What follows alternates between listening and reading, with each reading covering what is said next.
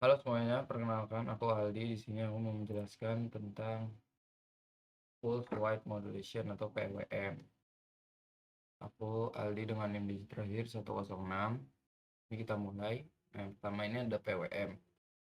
PWM ini adalah teknik pengendalian daya dengan cara mengubah lebar pulsa sinyal digital dalam satu periode. Semakin lebar pulsa on, semakin besar daya yang diberikan ke beban. Metode ini banyak digunakan untuk mengatur kecepatan motor DC, kecerahan LED, atau mengontrol suhu karena efisien dan mudah diimplementasikan.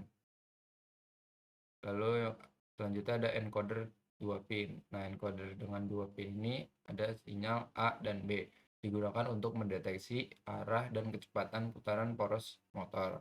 Kedua sinyal tersebut memiliki perbedaan fase 90 derajat, sehingga sistem dapat menentukan apakah poros berputar searah jarum jam atau berlawanan arah jarum jam, sekaligus menghitung jumlah putaran. Lalu selanjutnya ada MATLAB function none to zero. Nah, fungsi ini digunakan untuk mengganti nilai none, not a number, menjadi 0 dalam perhitungan di MATLAB. Hal ini penting karena nilai none dapat menyebabkan kesalahan atau hasil yang tidak valid pada proses komputasi dan simulasi. Selanjutnya ada saturation dan integral anti windup. Saturation berfungsi membatasi nilai keluaran agar tidak melebihi batas maksimum atau minimum sistem, misalnya tegangan yang tidak boleh lebih dari 5 volt. Lalu selanjutnya ada integral anti windup. Mencegah akumulasi berlebihan pada bagian integral controller PID ketika keluaran sedang jenuh, sehingga sistem tetap stabil dan cepat pulih. Nah, selanjutnya ada PID, proporsional integral derivatif. Nah, PID ini adalah pengendali umpan balik yang menggunakan 3 komponen. Pertama ada P untuk menyesuaikan respon terhadap error saat ini, lalu I untuk menghasilkan error jangka panjang, dan derivatif untuk mengantisipasi perubahan error secara cepat. Lalu kombinasi ketiganya membuat sistem lebih stabil, responsif, dan akurat. Thank you. Coba set pointnya menjadi satu. Oke. Dan PID-nya 0 semua untuk kecepatan seperti ini. Lalu kita ubah P-nya menjadi 1. Untuk P1 kecepatan seperti ini dan grafik seperti itu. Lalu kita buat, tadi kan P-nya yang 1, sekarang yang I-nya 1, jadi P1, I1, D0 untuk grafik seperti ini dan kecepatan menjadi lambat grafiknya. Lalu kita buat PID semua, PID menjadi 1 semua, PID untuk kecepatannya tetap sama seperti ini dan grafiknya stabil. Setelah itu untuk P-nya coba kita matikan, jadi hanya I dan D. Untuk grafiknya menjadi sedikit turun dan kecepatannya seperti ini. Lalu kita buat hanya di sendiri. Untuk di sendiri untuk grafiknya sama seperti tadi, kecepatan seperti ini.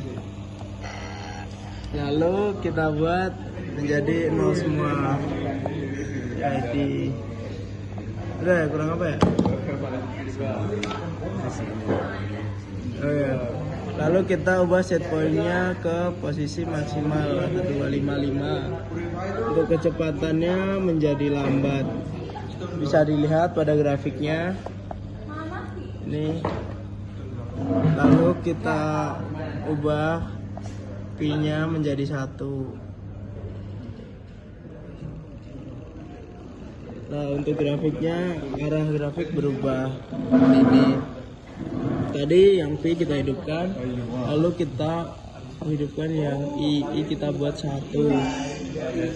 Untuk kecepatannya bertambah seperti ini, bisa dilihat pada grafik meningkat. Lalu kita buat D-nya menjadi 1.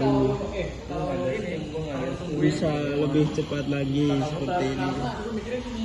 Stabil, lalu kita matikan Pi-nya. Coba kita matikan, kecepatannya menjadi lambat, bisa dilihat seperti ini untuk I dan D1. Coba kita matikan I-nya dan kita ubah I-nya menjadi 0 dan Pi-nya menjadi 1. Kecepatannya sama seperti ini, cepat, bergrafik seperti ini. Mungkin itu saja yang dapat saya sampaikan. Sekian, terima kasih.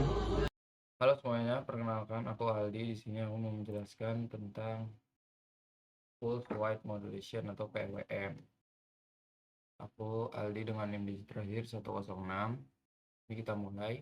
Yang pertama ini ada PWM. PWM ini adalah teknik pengendalian daya dengan cara mengubah lebar pulsa sinyal digital dalam satu periode. Semakin lebar pulsa on, semakin besar daya yang diberikan ke beban. Metode ini banyak digunakan untuk mengatur kecepatan motor DC, kecerahan LED, atau mengontrol suhu karena efisien dan mudah diimplementasikan. Lalu selanjutnya ada encoder 2 pin. Nah, encoder dengan 2 pin ini ada sinyal A dan B, digunakan untuk mendeteksi arah dan kecepatan putaran poros motor. Kedua sinyal tersebut memiliki perbedaan fase 90 derajat, sehingga sistem dapat menentukan apakah poros berputar searah jarum jam atau berlawanan arah jarum jam, sekaligus menghitung jumlah putaran. Lalu selanjutnya ada MATLAB function none to zero. Nah, fungsi ini digunakan untuk mengganti nilai none, not a number, menjadi 0 dalam perhitungan di MATLAB. Hal ini penting karena nilai none dapat menyebabkan kesalahan atau hasil yang tidak valid pada proses komputasi dan simulasi. Selanjutnya ada saturation dan integral anti-windup. Saturation berfungsi membatasi nilai keluaran agar tidak melebihi batas maksimum atau minimum sistem, misalnya tegangan yang tidak boleh lebih dari 5 volt. Terus selanjutnya ada integral anti-windup. Mencegah akumulasi berlebihan pada bagian integral controller PID ketika keluaran sedang jenuh, sehingga sistem tetap stabil dan cepat pulih.